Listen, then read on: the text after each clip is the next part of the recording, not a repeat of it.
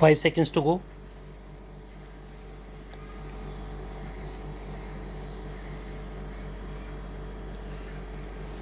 Start. Madam Deputy Chairman, when the House rose for lunch, I was discussing the response of the public to the loan program of the government and was trying to point out that it was rather a serious tendency in the sense that the response of the public had been proved to be poorer during the second plan period than during the first plan period. I was trying to point out that looking to the fact that the national income was rising and the people were becoming more conscious of a developing economy and the need to mobilize the resources more and more, a contrary trend ought to have appeared, and that in view of that, this trend was disturbing. This trend is to be contrasted with the trend of the public regarding the call from the corporate sector for the investment of their monies. Here we find that the shares of some of the new companies or of the old companies that are issuing new shares are oversubscribed at times to the extent of 15 times the capital that has been asked for by the companies. So here are two pictures. One, the picture of the government asking the public to subscribe to the public loans, and the other, the picture of the response of the public to the corporate sector demanding investments from the public. While on the one hand there is an enthusiastic response to the demand from the corporate sector, on the other there is a very poor response as far as the loan program of the government is concerned. This is a matter of some concern, and I feel that the government should pay more attention than just exhorting the people to save more and to hand over their savings to the government, as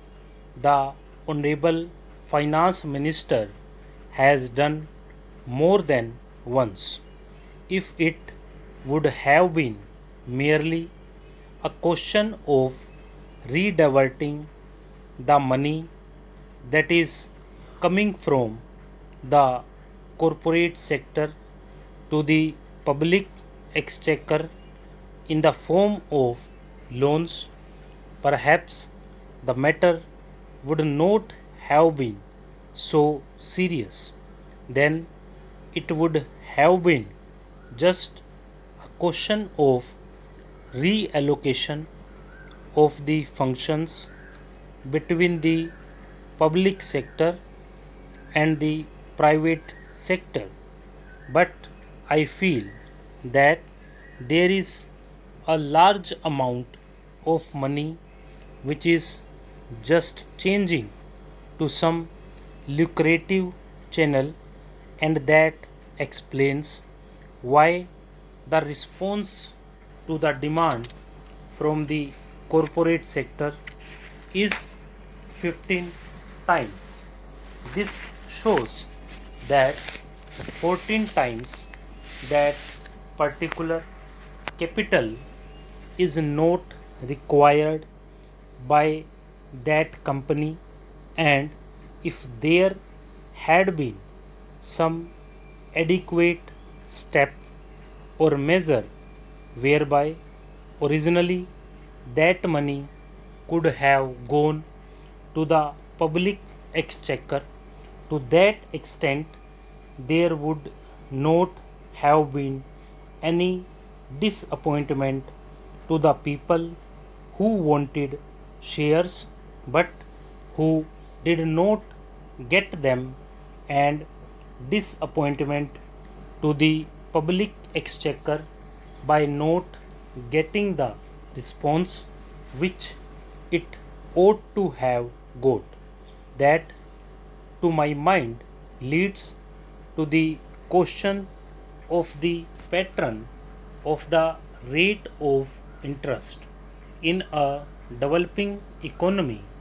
and especially in view of the fact that a large number of companies are being floated today which have got an element of growth in them, thereby attracting so much capital towards them. The government of India will have to take into consideration the question of the rate pattern of interest on their loans, and to see whether something could not be done whereby the public will be attracted to a large extent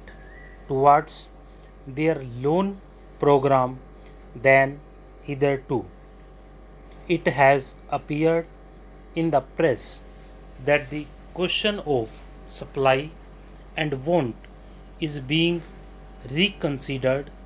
and that offers are sought to be made more attractive. If in the same strain the entire question of the loan program is also considered, it may be possible that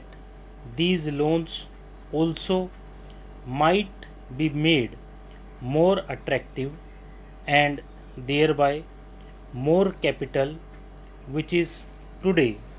just changing the channels of profitable employment might be diverted to the public exchequer in the form of public loans. Then there is the question of the state governments performing their part which has been assigned to them during the third plan period. In this connection, I would like to draw